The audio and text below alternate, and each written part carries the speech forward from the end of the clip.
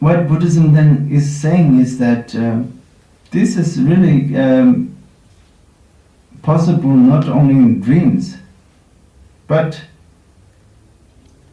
it also mirrors what we consider to be reality.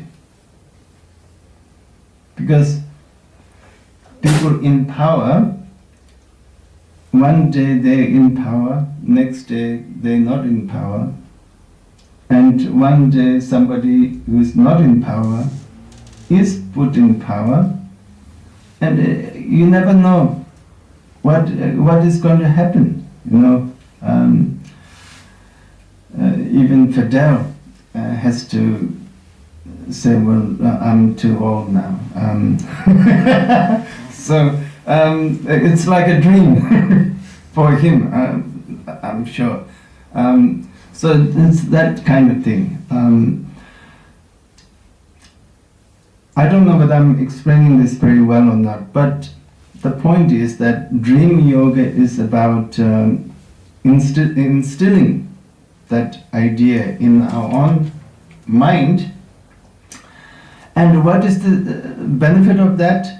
Well, the benefit of that is, you know, when things change, when things don't work out, when things, you know, go weird, we don't, you know, we don't freak out. We don't think my reality is crumbled, and you know, this is so terrible, and I have no future.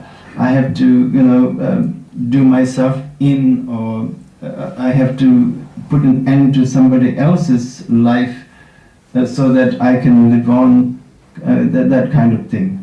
Because dream yoga teachings, it's about sort of saying, no, it's like, it's a play. And this word, in fact, is used again and again. You know, it's a play. It's like a drama. Life is like a drama, and it doesn't mean we don't take any of it seriously. We take it seriously, but we don't take it too seriously. Just like dreams. If when we are dreaming, what we are dreaming about, the content of our dreams and all of that, is significant. So Buddhism is not saying we should then treat everything as a dream, and including in dreams we do not distinguish bad dreams from good dreams and all this kind of thing. What Buddhism says is we can actually create our own dreams while we are dreaming.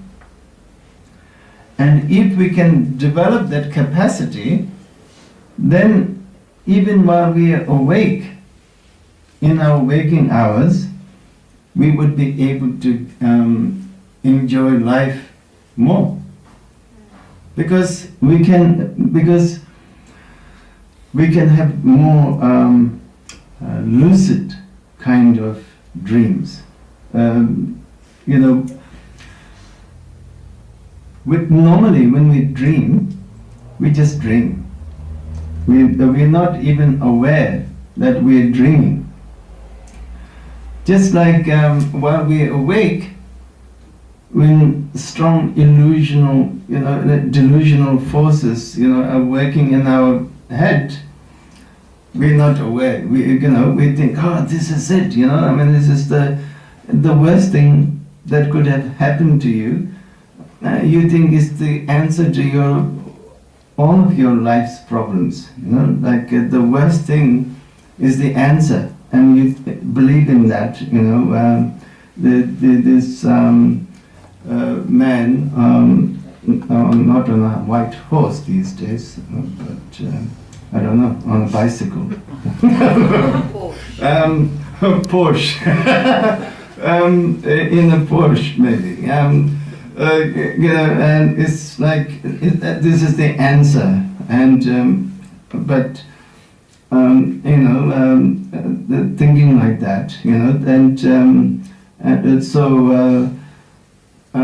so when we dream, when we do dream yoga practice, then we can change. We can change our dream pattern. So just like we can wake up from our delusory thoughts while awake, when we can sort of say to ourselves, don't be stupid, this is not the answer, this is, I've been duped, or I've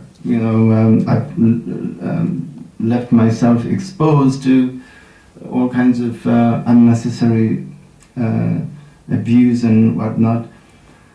In the same way, while we are sleeping, we can do the same thing. When all these, powerful images come into our mind, while we are sleeping, and these things are coming, but we can wake up and we can become aware of our own dreams. So the dreams then, the dreams that we have can become lucid. They become lucid dreams. Instead of seeing them as real, you think, I'm dreaming. I'm thinking, I'm dreaming this. While one is dreaming, if one can think, I'm dreaming all this, according to dream yoga, that's a big step forward in terms of one's practice.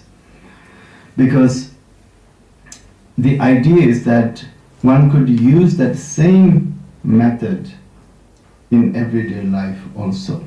So next time when a person comes along, on a white horse or whatever,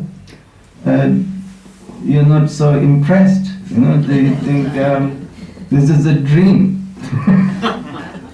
And you may still want to go along with that, but at least it's a dream. And you're not thinking, well, this is, the answer to everything. So that kind of idea is there, really. And that's the essence. That's really the essential sort of teaching of dream yoga, is to be to learn how to recondition one's mind. Conditioning the mind is what Buddhism puts a lot of emphasis on, and it's explained in so many different ways. And one of the popular one is called mind training. But almost all the Buddhist practices that we do is a form of mind training. Buddhism is about mind training because we have to recondition our mind. Buddhism, unlike what some people say, is not about not conditioning the mind at all, or to be totally habit-free or something like that. Only a Buddha or an enlightened person can be habit-free, but it's about reconditioning. We have been conditioned in the wrong way for so long. We have to learn to recondition our mind. So far we have been conditioned to be ignorant, delusional, confused. So we have to recondition our mind to become more aware, more sort of taking more cognizance of what's going on in our lives, and taking charge of our lives, and not sort of letting our impulses to get the better of us, and realizing that even if we're not acting impulsively,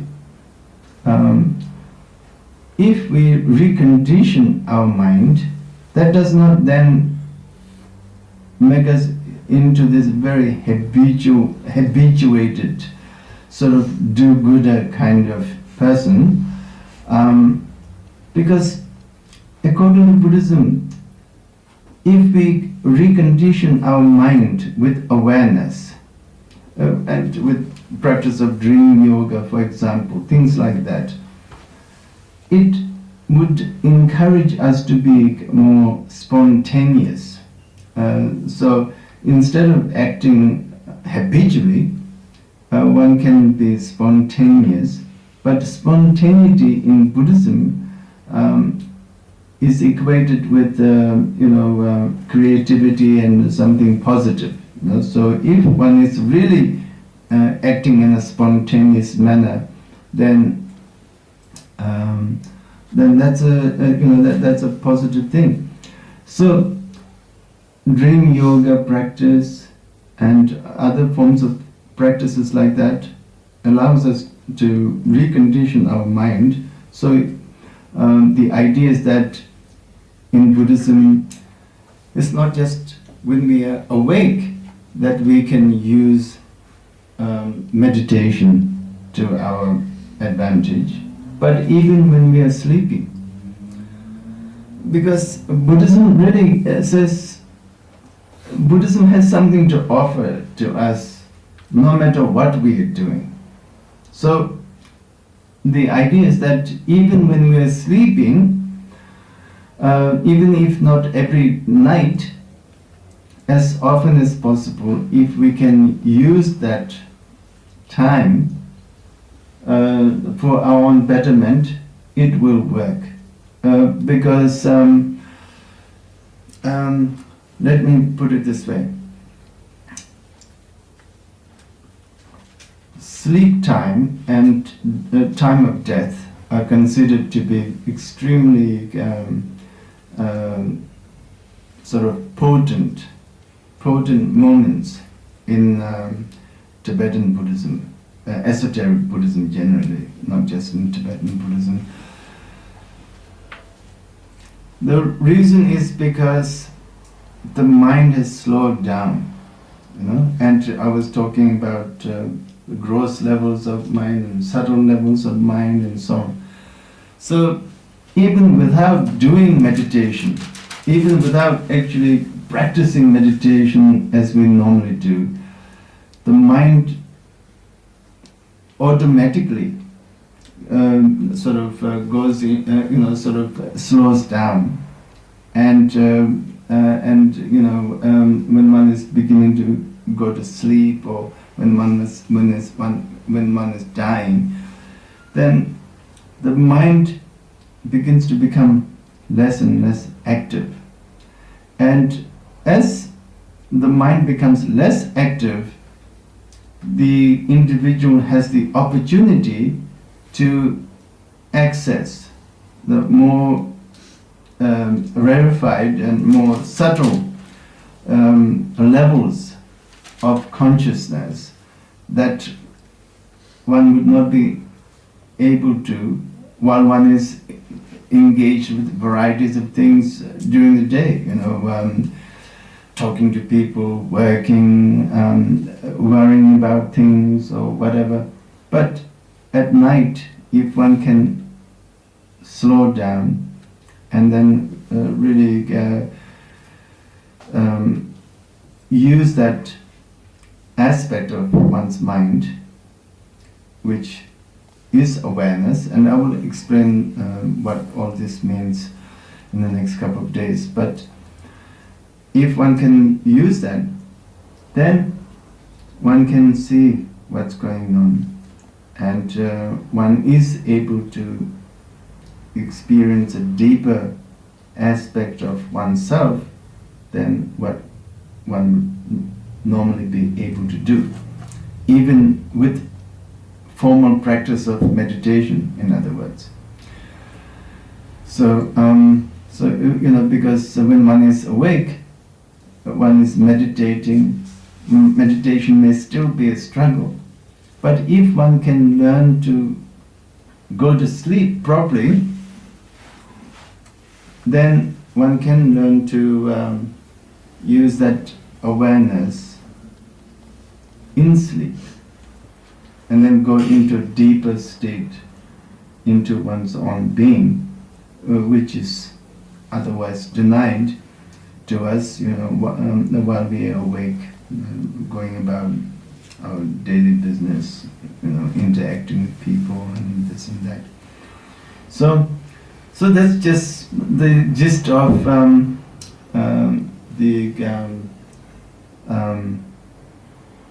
the practice of dream yoga that I really wanted to talk to you about tonight. I don't want to say too much, but that's the outline, and tomorrow I will go a little bit more into the philosophy, as I mentioned before, and then on Sunday we will focus more on the practice. But I'm not saying that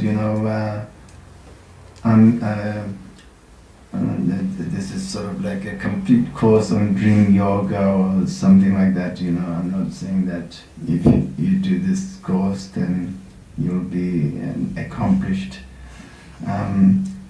dream yoga practitioner or anything of that nature. And this is still an introductory course, but I will try to sort of make it as comprehensive as possible, given the circumstances. Thank you. And if you would like to ask any questions, you're welcome.